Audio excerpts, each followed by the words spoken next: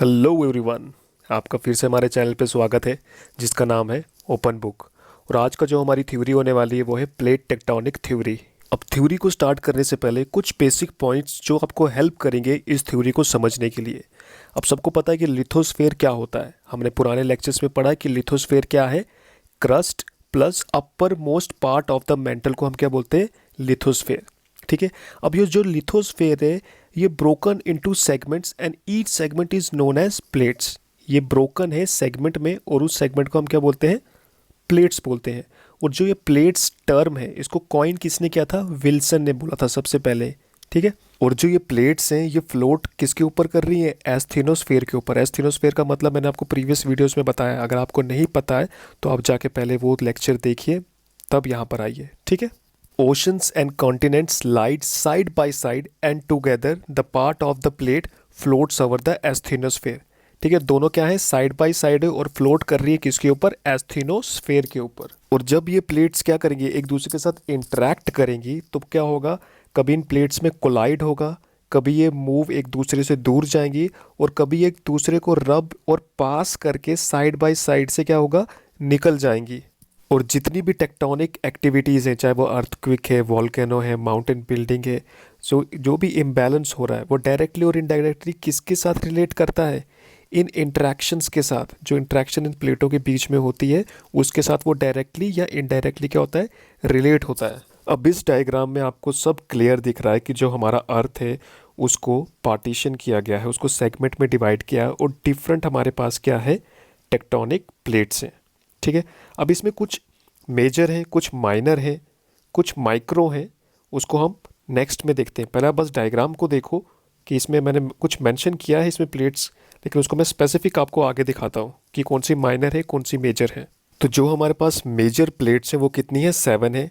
Pacific plate, Eurasian plate, Antarctica plate, African plate, Indo Australian plate and American plate. American plate में दोनों आ गई, north America and south America. तो मिला के कितनी हो गई, 7 प्लेट्स।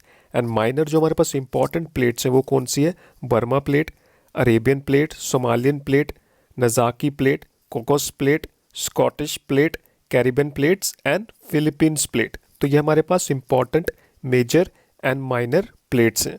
तो आपको क्वेश्चन इस टाइप का आएगा कि आपको डायग्रामेटिकली भी पता होनी चाहिए प्लेट्स कहाँ पर है।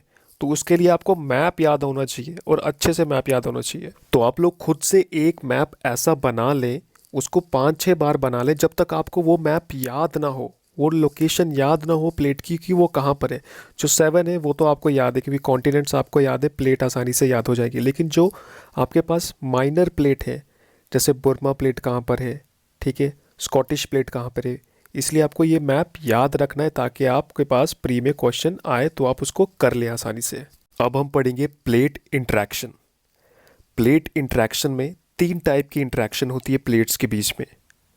ठीक है। पहली आगे कौन सी, व्हेन प्लेट्स मूव अपार्ट, उसको हम डाइवर्जेंट बाउंड्रीज बोलते हैं। व्हेन प्लेट्स कोलाइड, जब प्लेट्स क्या करती है, कोलाइड करती हैं आपस में, उसको हम बोलते हैं कन्वर्जेंट बाउंड्रीज। थर्ड वन हमारे पास है व्हेन प्लेट्स स्लाइड अपार्ट, उसको हम बोलते हैं ट्रांसफॉर्म बाउंड्री। अब हम डाइवर्जेंट प्लेट बाउंड्रीज को थोड़ा डिटेल में पढ़ते हैं कि है क्या। 2 लिथोस्फेयर प्लेट्स हमारे पास, ये दोनों एक दूसरे से अलग जा रही हैं। ठीक है, हमने प्लेट्स पढ़ा था अलग जा रही हैं।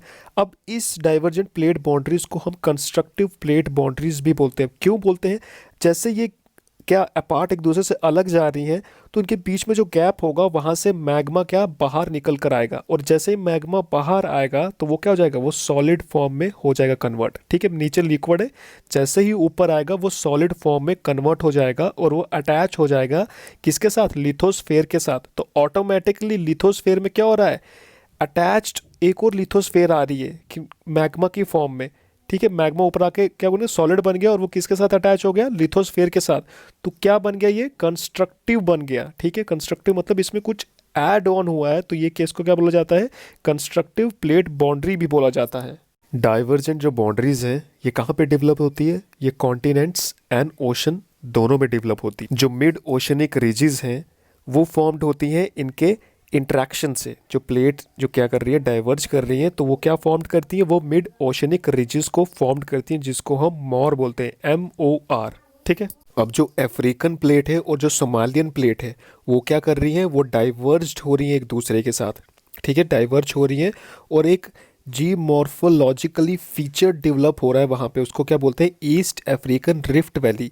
तो रिफ्ट वैली किससे बन रही है, वो डाइवर्जेंट प्लेट बाउंड्री से बन रही है। जब मैंने आपको कहा था कि ये कॉन्टिनेंट्स में भी क्या है, डेवलप होती हैं, तो ये एक एग्जांपल है कॉन्टिनेंट में डाइवर्जेंट प्लेट बाउंड्री डेवलप होने का, क्या है, ईस्ट अफ्रीकन रिफ्ट वैली।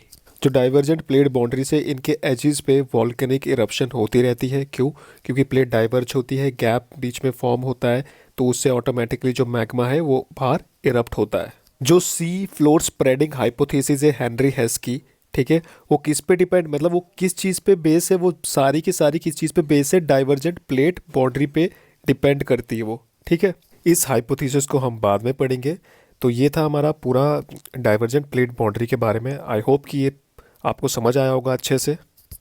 अब है हमारे पास कन्वर्जेंट बाउंड्रीज। जब दो लिथोस्फेरिक प्लेट क्या करती है, कोलाइड करती है एक दूसरे के साथ, तो उसको क्या बोलते हैं, कन्वर्जेंट बाउंड्रीज। इसको हम डिस्ट्रक्टिव बाउंड्रीज भी बोला जाता है। क्यों? क्योंकि इसमें बाउंड्रीज क्या होती हैं, कोलाइड होके डिस्ट्रॉय होती हैं, तभी इसको बोला जाता है डिस्ट्रक्टिव बाउंड्रीज। इसकी तीन टाइप है, ओशन क्रस्ट कोलिजन, जिसको हम ओ कोलिजन बोलते हैं। जब दोनों ओशन क्रस्ट आपस में कोलाइड करेंगी तब हम उसको बोलते हैं ओशन क्रस्ट कोलिजन। जब ओशन क्रस्ट और कॉन्टिनेंटल क्रस्ट कोलिजन होगा तब हम उसको बोलते हैं ओसी कोलिजन। एंड जब दोनों क्या होंगे, कॉन्टिनेंटल क्रस्ट कोलिजन होगा तब हम उसको बोलेंगे सीसी कोलिजन। अब देखो इस डायग्राम में कॉन्टिनेंटल क्रस्ट जो प्लेट है वो कोलाइड हो रही है किसके साथ, ओशनिक क्रस्ट प्लेट के साथ। ठीक है, ये हमारे पास पहली फॉर्म आ गई। फिर दूसरी डायग्राम में आ गया कॉन्टिनेंट जो प्लेट्स हैं वो आपस में कोलाइड हो रही है। ठीक है, फिर थर्ड वन क्या है, ocean crust plate and ocean crust plate आपस में क्या हो रही है, कोलाइड हो रही है।